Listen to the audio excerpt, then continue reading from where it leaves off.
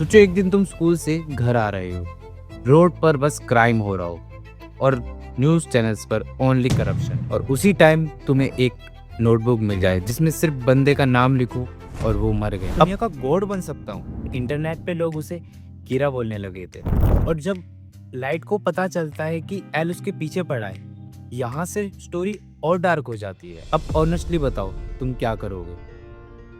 Mostly लोग बोलेंगे मैं क्राइम खत्म कर दूंगा, और एग्जैक्टली लाइट ने भी यही सोचा था। प्रॉब्लम ये है, लाइट हीरो बनना चाहता था और वो हीरो कभी था ही नहीं। मैं हूँ वैन और आप देख रहे हो वैन क्यूरिक्स।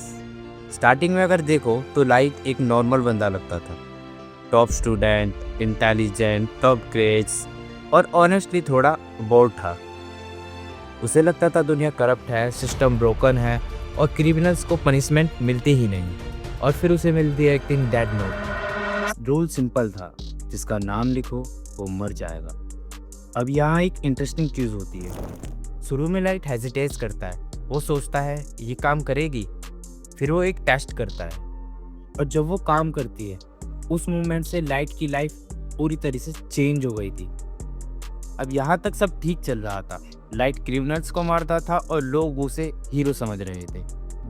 और देखा जाए तो हर तरफ खुशी आ गई थी, क्योंकि लोगों को लगने लगा था कि कोई है अब जो क्रिमिनल्स को पनिशमेंट दे रहा है। लेकिन यहाँ एक प्रॉब्लम आ गई थी, लाइट क्रिमिनल्स को पनिश नहीं कर रहा था, वो स्लोली अपने आप को ही जज और गॉड समझने लगा था। अब सोचो एक नॉर्मल इंसान को इतनी पावर मिल जाए तो क्या होगा? पावर इंसान को चेंज कर देती है, और एग्जैक्टली लाइट के साथ भी यही हुआ। पहले वो क्रिमिनल्स को मारने लग गया था, फिर उसने सोचना स्टार्ट किया कि मैं दुनिया का गॉड बन सकता हूँ। तो जब कोई इंसान खुद को गॉड समझने लगता है तो फिर वो हीरो नहीं रहता। अब स्टोरी में एंट्री होती है एक बंदे की जो लाइट के बिल्कुल अपोजिट था, एल लेलॉट, दुनिया का बेस्ट डिटेक्टिव।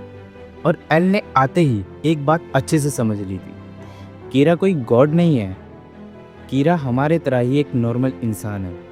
और सबसे इम्पोर्टेंट बात, कीरा जस्टिस के लिए काम नहीं कर रहा था, कीरा ईगो के लिए काम कर रहा था।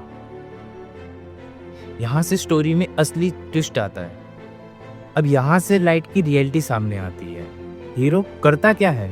हीरो क्रिमिनल्स को पनिश करता है, लेकिन लाइट क्या करता है? एक हीरो कभी इनोसेंट लोगों को सैक्रिफाइस नहीं करता, लेकिन लाइट, उसके लिए सबसे इम्पोर्टेंट चीज थी पावर को बचाना, जस्टिस नहीं, पावर।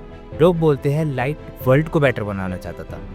अगर ध्यान से देखो तो गोल उसका वर्ल्ड को बेटर बनाना नहीं था, उसका गोल था वर्ल्ड को कंट्रोल करना।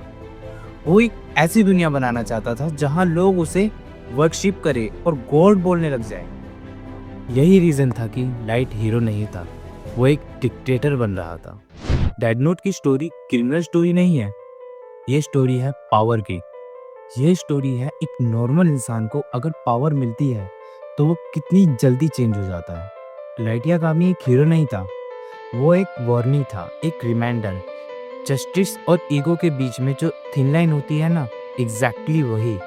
लेकिन मैं तुमसे एक क्वेश्चन पूछना चाहता हूँ, अगर तुम्हें डेड नोट मिल जाए तो क्या तुम लाइट की तरह पूरा वर्ल्ड चेंज करोगे, या तो फिर डेड नोट को ही डिस्ट्रॉय कर दोगे?